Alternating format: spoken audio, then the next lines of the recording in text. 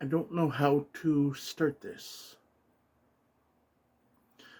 Gonna talk about something I haven't really talked about. I hope I'm loud enough you can hear. June 10th, 2010.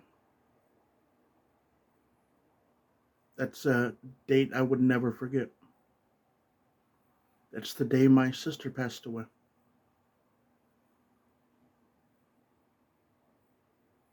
That's the day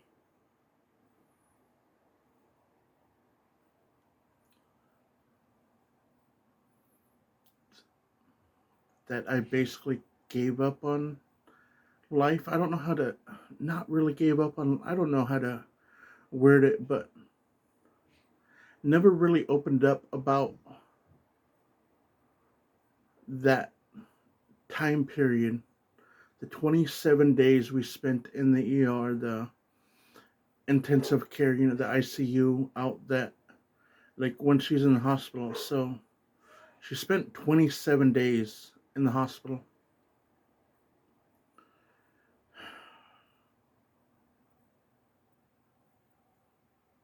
I was there for 27 of the 27 days. My mom was there 27 of the 27 days. Somewhere in this house, in our storage unit, we have a record of every single person. Like we wrote down everyone who came to visit. We didn't know it was going to last as long as it did. But we have a record of every single person who has come to visit when she was in the hospital. I think we thanked every single person who did come out.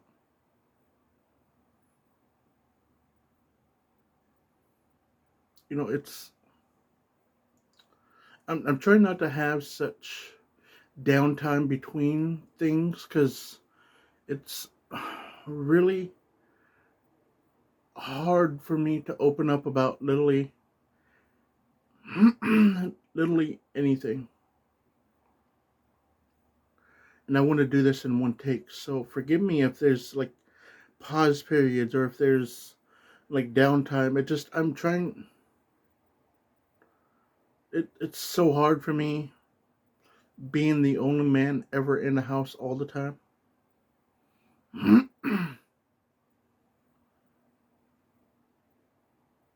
Like even now, I'm the only man in the house, so it's really hard.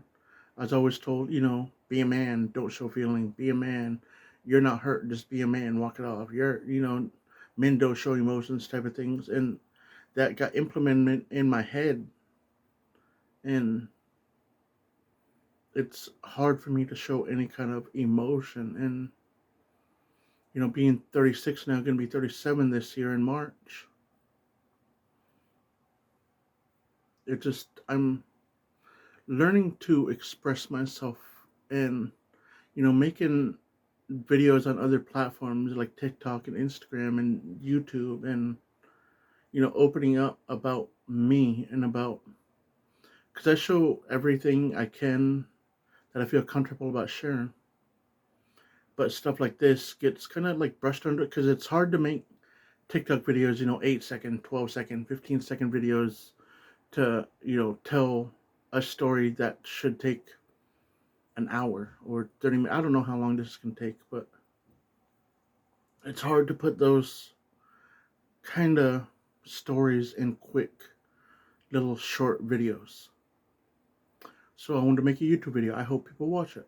They'd get a better understanding of who I am, of who Bill, William Pickernell, me, that's my name. I'm Nativesaiyan on my social medias, but William Pickernell. I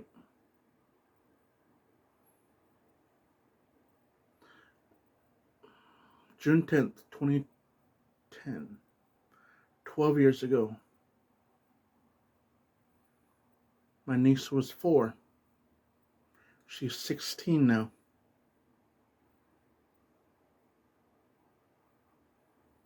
And we're raising her.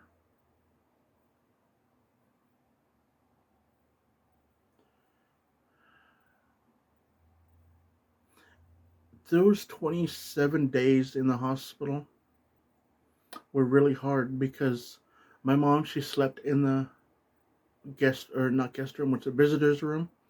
And then about day 10, day 8, they gave her a hospital room where like a pilot sleep, or other doctors, or they let her have a room because she refused to go home.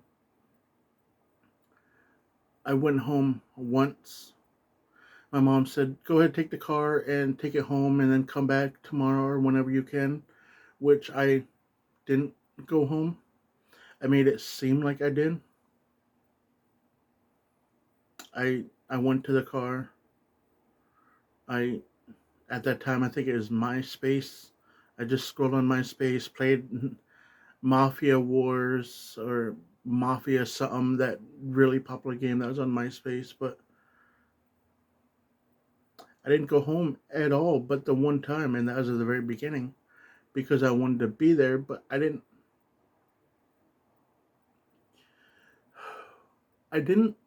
think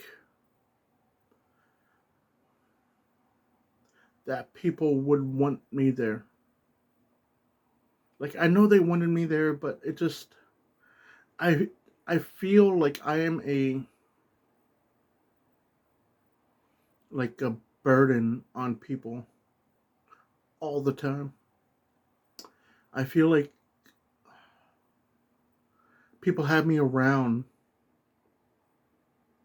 just because I'm family, or just because I'm their son, or just because I'm their brother, or just because I'm their cousin, like, just because we've been friends for so long. But so I just don't show up sometimes, and I should have been there. I don't know. It can't change what happened.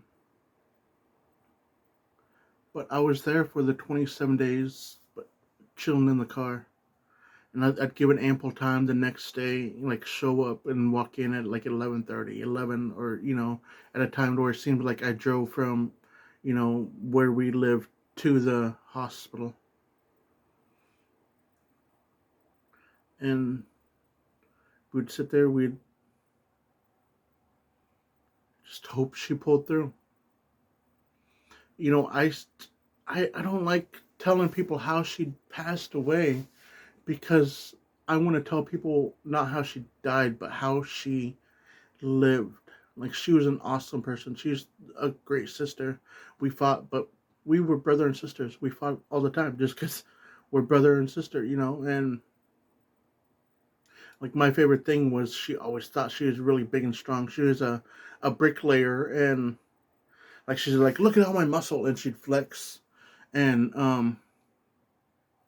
like, she had muscle tones and everything, but and then she'd try to put me in a headlock, and I'd literally stand straight up, like, hold her up and be like, "Yeah, you're strong.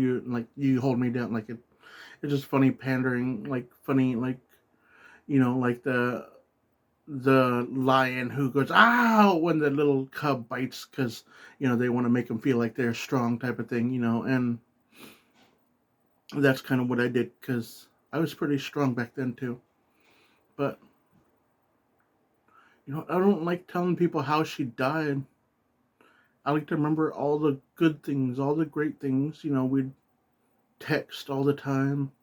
I tell her, "Hey, I had a date today. Hey, I did this in poker. Hey, guess what I did when just randomly text whatever." And even to this day, 12 years later, I still want to text her and be like, "Hey, guess what? I got 400,000 followers on TikTok. Hey, guess what? I hit 10 million likes on here, and hey, this video got 10 million views. Hey, this video, I just want to text her and say, "Hey, I'm doing a good job."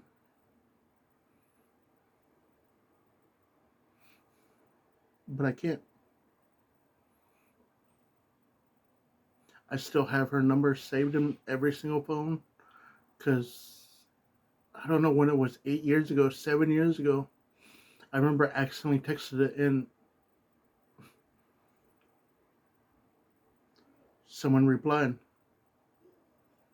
Someone else has that number now.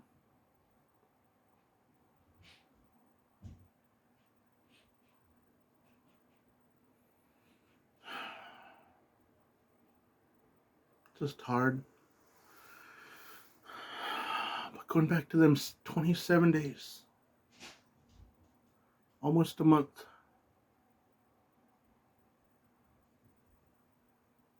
Like, I could give you the list of all the medical things that she had wrong with her. Fibromyalgia. She had lupus. She had like so when she was little, her baby intestines ate her big intestine, or her big intestines ate her big intestines, and like she had that. There's so many medical things wrong with her, and it finally all caught up to her. I don't.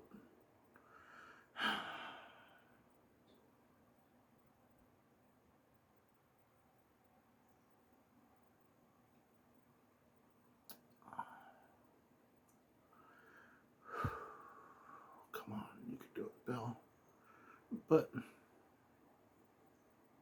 I remember it was day 20, day 19. I don't remember what day it was that she's in the hospital, but she woke up. She she was fine. Like, that's what it looked like. Like, you don't know what's going on the inside of her body, but on the outside she was fine. She sat up. She held my niece in her hand, her daughter, and like we have the picture. I should try to find it one of these days of her holding my niece, and they had a big old smile, and like they were laughing, and like I didn't get to go back there because there's only a limited amount of people in the back, and it was my mom and my niece. And they took pictures and they showed us, and look, she's smiling, look, she's awake, things are looking up.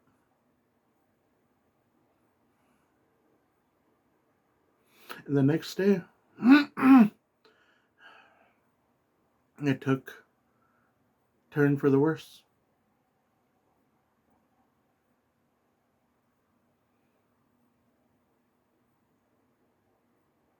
One day of her looking really good got our hopes up.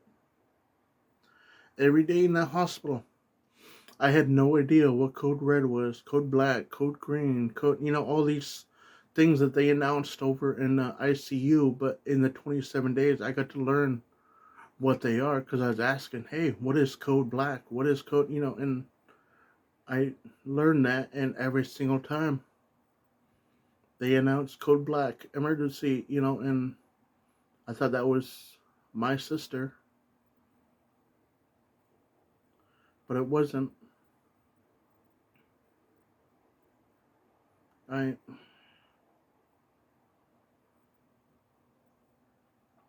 And the worst thing, there's 27 days. I can't stop saying the 27 days. But the last day, that I remember, like, it goes so fast in my head, but the day seemed like it lasted forever. Like, I could see in my head the whole thing happened, like, right now.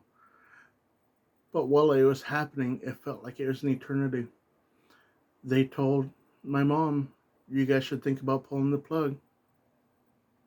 And me and her had a discussion, and it was really hard. They basically said she could pull through. She really can. But she's going to be a veg.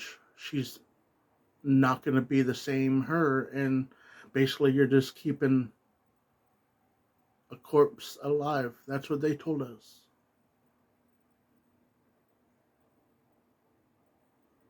There's going to be brain movement, and there's going to be stuff, but it's all mechanical. The machine's going to breathe for her. We're going to keep having to pump stuff through her just to keep her alive. And on that 27th day, me and my mom came to the conclusion to pull the plug on her.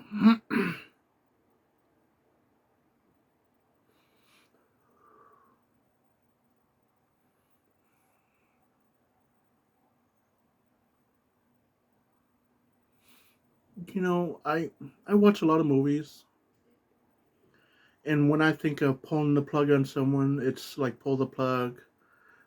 Oh, they're gone now. They're gonna, they're going peacefully, and it's over. Like, almost that fast. That's what it feels like they do in movies. That's not how it is. It's not how it is.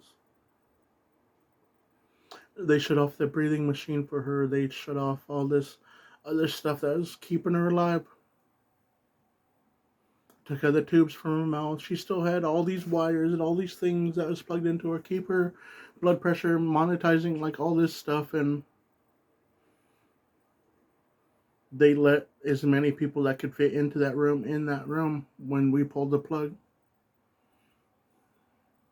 We had some really awesome people there with the hand drums. We're singing our, our traditional songs in the ER, and I was way in the back. I was still in the room, but I was in the back.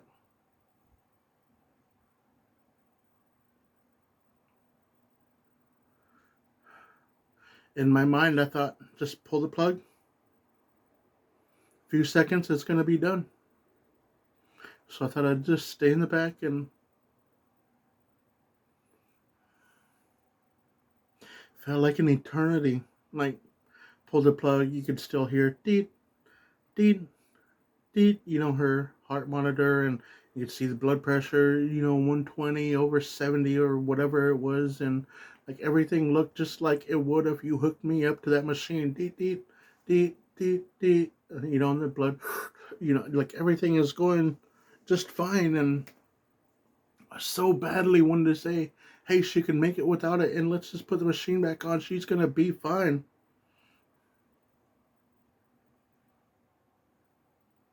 But at that moment,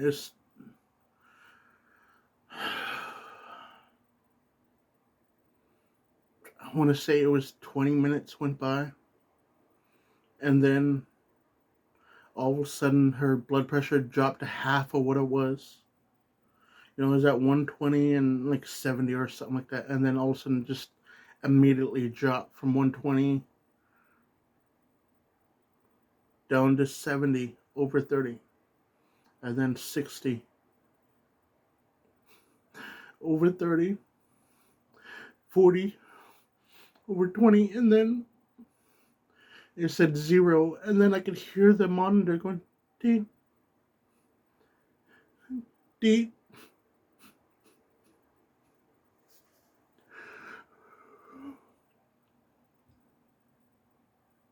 And there's a scene in Guardians of the Galaxy where Peter Quill is standing in the back, and they're, Peter, take my hand, as the mom is passing away. And that's what I felt like. People were pushing me towards the front, saying, hey, you should be there. And I got forced to the front of, like, right on the side of my sister's bed. Me, my mom, and my niece Keisha, we were holding her hand as it went deet, deet, deet, deet.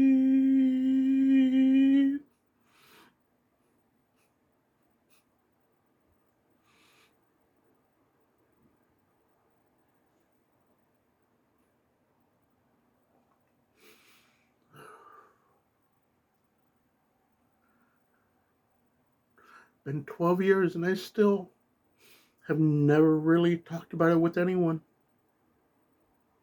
I don't know how to talk to people about stuff like this.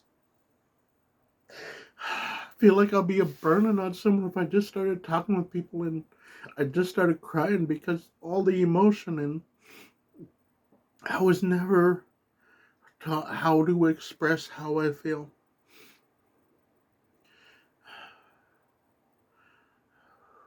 I used to drink and party all the time in my 20s. But after this happened, I just drink more, smoke more. Just so I don't have to feel that anymore. Let's take 5 more shots than we used to. Let's, smoke more than we used to. Let's get more high. Let's get more drunk than I did before because I didn't want to feel anything. That's when I gave up on my life, and that's when I really started gaining weight because I didn't know how to cope with this, and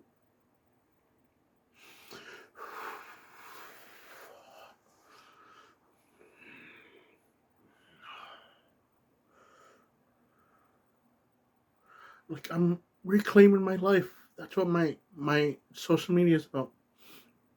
Reclaiming my life. Sorry,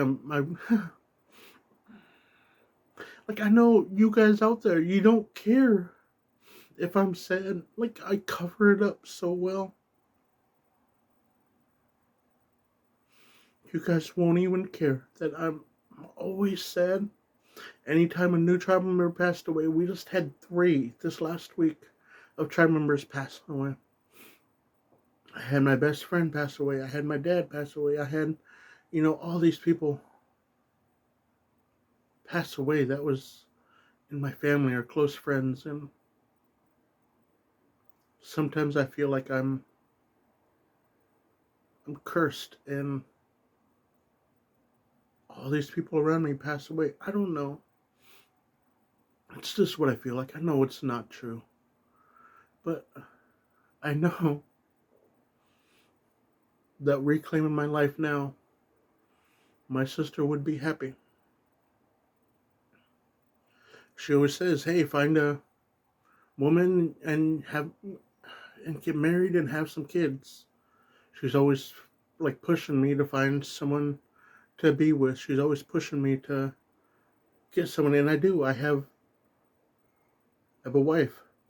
We're working on kids, and we're looking to find our own place. I don't even know how to do that. I'm 36. I never lived on my own. Like I lived outside of this house, but it's always, hey, I'm gonna live with my 4 friends, and he's renting from his mom's, house that she owns, or I'm living with my ex girlfriend, or I'm living, in college dorms with a roommate, and it just I've never got out there on my own at 36, and we're looking at houses now, me and my wife, and I think my sister would be proud. I don't know. I ranting now for 23 minutes, so I'm sorry. I hope some of you, one of you, 2 of you, watch this whole thing.